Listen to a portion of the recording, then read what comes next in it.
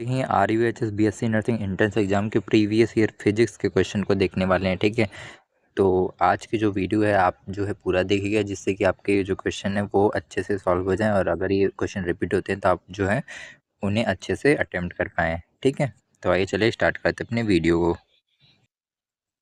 तो हमारा जो सबसे पहला क्वेश्चन है वो ये है कि what are the unit of K is equal to 1/r pi epsilon naught. ठीक है, यानी कि K is equal to 1/4 pi epsilon naught की इकाई क्या होगी, यानी कि यूनिट क्या होगा, आपको ये बताना है। ठीक है, कूलाम टू न्यूटन -1 होगा, मीटर -2, या फिर न्यूटन मीटर स्क्वायर कूलाम -2 होगा, या फिर न्यूटन मीटर स्क्वायर कूलाम होगा, या फिर नन ऑफ दिस, यानी कि इनमें से कोई नहीं।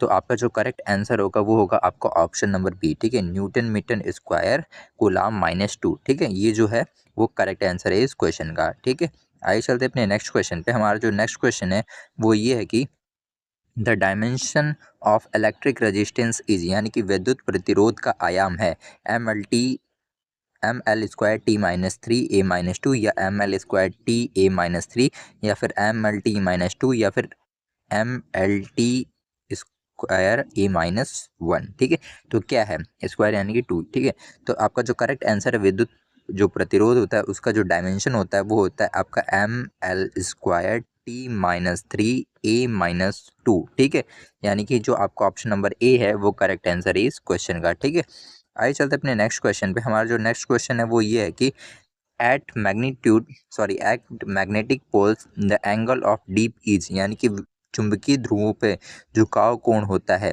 तो चुंबकीय जो ध्रुव होते हैं उन पे जो झुकाव कोण होता है वो कितना होता है? 45 डिग्री होता है, 30 डिग्री होता है, 90 डिग्री होता है, या 0 डिग्री होता है। ठीक है, तो आपका जो करेक्ट आंसर है वो है आपका ऑप्शन नंबर सी, यानी कि 90 डिग्री होता है। ठीक है, चुंबकीय ध्रुवों पे क्या है, जो आपका झुकाव कोण है वो कितना होता है? 90 डिग्री होता है।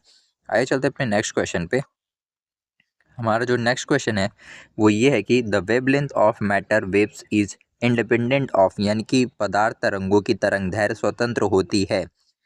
ठीक है, इसमें आपका ऑप्शन दिया है मास यानी द्रव्यमान, वेलोसिटी यानी कि वेग, मोमेंटम यानी कि संवेग, या फिर चार्ज यानी कि आवेश। ठीक है, तो इसका जो करेक्ट आंसर है वो है आपका चार्ज यानी कि आवेश। ठीक है, आइए चलते अपने नेक्स्ट क्वेश्चन पे। हमारा जो नेक्स्ट क्वेश्चन है वो ये है कि modem is a device which performs, यानी कि मॉडेम एक प्रकार का उपकरण है जो कार्य करता है।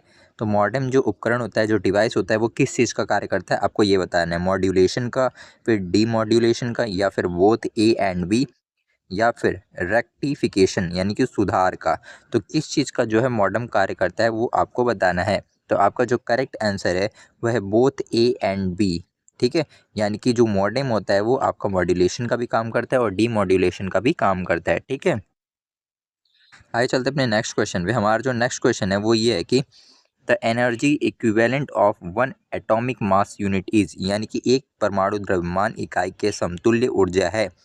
कितना जो है एक परमाणु द्रव्यमान इकाई की समतुल्य ऊर्जा होती है, आपको ये बताना है। 1.6 इंटू 10⁻⁻19, या फिर 6.02 इंटू 10⁻23, या फिर 9.31, या फिर 931, यानी कि 931।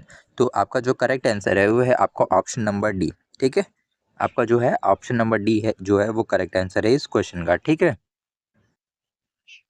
आइए चलते अपने नेक्स्ट क्वेश्चन पे। हमारा जो नेक्स्ट क्वेश्चन है वो ये है कि boron is added as an impurity of silicon to silicon, the resulting material is, यानी कि बोरान को सिलिकॉन में अशुद्धता रूप से जोड़ा जाता है तो परिणामी सामग्री क्या होगी, आपको ये बताना है।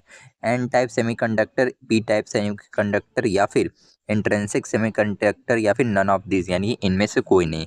ठीक है, तो आपका जो करेक्ट आंसर है इसमें वो है आपका ऑप्शन नंबर बी, यानी कि पी टाइप सेमीकंडक्टर जो है उसका परिणामी सामग्री बनेगा। ठीक है, आइए चलते अपने नेक्स्ट क्वेश्चन पे। हमारा जो नेक्स्ट क्वेश्चन है वो ये है कि the velocity of light is vacuum can be changed by changing, यानी निर्वात में प्रकाश की गति को बदला जा सकता है फ्रीक्वेंसी की, एम्पलीट्यूड, वेवलेंथ, या फिर नन ऑफ दिस, इनमें से कोई नहीं। ठीक है, तो किसके थ्रू जो है प्रकाश में निर्वात में प्रकाश की चाल को जो है बदला जा सकता है। तो जो आपका करेक्ट आंसर है वो है नन ऑफ दिस, यानी कि इनमें से कोई नहीं। ठीक है, आइए चलते अपने नेक्स्ट क्वेश्चन पे। हमारा जो नेक्स्ट क्वेश्चन है वो ये है कि और ट्रांसफार्मर वर्क्स ऑन यानी कि ट्रांसफार्मर कार्य करता है डीसी ओनली केवल डीसी पर, या फिर एसी ओनली केवल एसी करंट पे, या फिर बोथ एसी एंड डीसी यानी कि एसी और डीसी दोनों करंट पे, या फिर नन ऑफ दीज यानी कि इनमें से कोई नहीं। ठीक है, तो आपका जो करेक्ट आंसर है वो है आपका एसी ओनली। ठीक है, केवल एसी करंट पे जो है आपका जो ट्रांसफार्मर है वो वर्क करता है। ठीक है, आइए चलते अपने नेक्स्ट क्वेश्चन पे। हमारा जो नेक्स्ट क्वेश्चन है वो ये है कि focal length of a plane mirror is यानी कि समतल दर्पण की फोकस दूरी होती है कितनी होती है, आपको ये बताना है। शून्य होती है, एक होती है, -1 होती है, या फिर इन्फिनिटी होती है यानी कि अनंत होती है। तो फोकल लेंथ जो होता है प्लेन मिरर का वो होता है आपका इन्फिनिटी यानी कि अनंत होता है। ठीक है, आइए चलते अपने नेक्स्ट क्वेश्चन पे। हमारा जो नेक्स्ट क्वेश्चन है वो ये है कि निम्नलिखित ठीक है, निम्नलिखित विकल्पों में से किसका उपयोग प्रसारित ऊर्जा विद्युत चुम्बकीय तरंग उत्पन्न करने के लिए किया जाता है। ठीक है, यानी कि out of the following options which can be use to produce a propagating electromagnetic waves. ठीक है, निरंतर वेग से चलने वाला चार्ज, या फिर एक स्थिर चार्ज, या फिर एक चार्ज रहित कण, या फिर एक त्वरित चार्ज। ठीक है, तो आपका जो करेक्ट आंसर है इस क्वेश्चन का वो है आपका एक त्वरित चार्ज यानी कि एन एक्सीलरेटिंग चार्ज। ठीक है, आइए चलते अपने नेक्स्ट क्वेश्चन पे। हमारा जो नेक्स्ट क्वेश्चन है वो ये है कि सूर्योदय और सूर्यास्त के समय सूर्य का रक्ताभ दिखाई देने का कारण है। क्या कारण है आपको ये बताना है। The reddish appearance of the sun at the sunrise and sunset is due to प्रकाश का विवर्तन, प्रकाश का प्रकीर्णन, या फिर प्रकाश का अपवर्तन, या फिर प्रकाश का ध्रुवण। तो क्या कारण है जिसकी वजह से सूर्योदय और सूर्यास्त के समय जो है सूर्य जो है रक्ताभ दिखाई देता है या रेडिस दिखाई देता है। तो आपका जो करेक्ट आंसर है वो है प्रकाश का प्रकीर्णन यानी कि द स्कैटरिंग ऑफ लाइट। ठीक है, आइए चलते अपने नेक्स्ट क्वेश्चन पे। हमारा जो नेक्स्ट हमारा जो क्वेश्चन है वो ये है कि किलोवाट घंटा किसकी इकाई है, यानी कि kilowatt hour is a unit of current की यानी कि धारा की, वोल्टेज की है, या फिर इलेक्ट्रिक पावर यानी विद्युत शक्ति की है, या फिर इलेक्ट्रिक एनर्जी यानी विद्युत ऊर्जा की है। तो किलोवाट आवर जो है किसकी यूनिट है, तो किलोवाट जो आवर है वो आपकी यूनिट है इलेक्ट्रिक एनर्जी यानी विद्युत ऊर्जा की। ठीक है, आइए चलते अपने नेक्स्ट क्वेश्चन पे। एक दंड चुंबक को एक समान चुंबकीय क्षेत्र में रखा गया है, वह अनुभव करता है। A bar magnet is kept in uniform magnetic field its experience केवल बल यानी केवल बल को अनुभव करता है, केवल आघूर्ण को, बल और आघूर्ण दोनों को, या फिर न बल न ही आघूर्ण यानी कि न तो बल को अनुभव करता है न ही आघूर्ण को।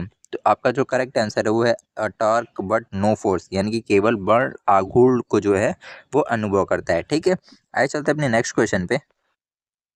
हमारा जो नेक्स्ट क्वेश्चन है वो ये है कि पीएन जंक्शन द्विध्रुव में अभाव परत में शामिल है, यानी depletion layer in PN junction dipole consist of electron, स्थिर आयन, छिद्र, या फिर ए और सी दोनों यानी बोथ ए एंड सी। ठीक है, तो आपका जो करेक्ट आंसर है इस क्वेश्चन का वो है आपका स्थिर आयन यानी कि इमोबाइल आयन। ठीक है, इमोबाइल आयन। ठीक है, ऐसे चलते अपने नेक्स्ट क्वेश्चन पे। हमारा जो नेक्स्ट क्वेश्चन है वो ये है कि निर्वात में एक्सरे किरणें की गामा किरणों के वेग का अनुपात है। देखिए, निर्वात में एक्सरे किरणों की गामा किरणों के वेग का अनुपात है। The ratio of speed of x-ray to gamma ray in vacuum is एक से अधिक, एक से कम, एक, या फिर इनमें से कोई नहीं। ठीक है, तो आपका जो करेक्ट आंसर है वो है आपका ऑप्शन नंबर सी यानी कि एक।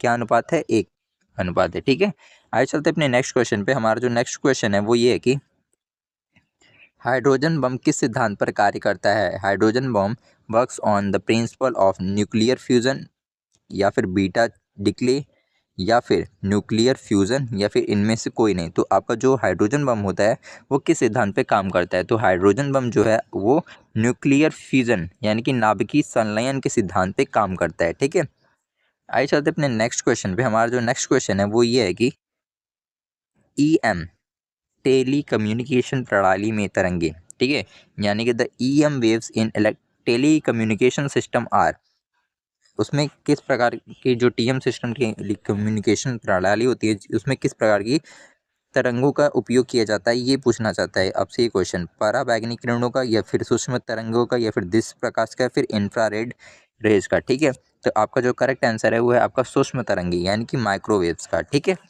आज के लिए इतना ही। अगर आपको हमारी वीडियो पसंद आई हो तो हमारी वीडियो को लाइक और हमारे चैनल को सब्सक्राइब कर लें। साथ ही साथ आपको इस वीडियो का जो PDF है वो आपको टेलीग्राम पे मिल जाएगा, आप जाके उसे वहाँ से डाउनलोड भी कर सकते हैं। ठीक है, थैंक यू।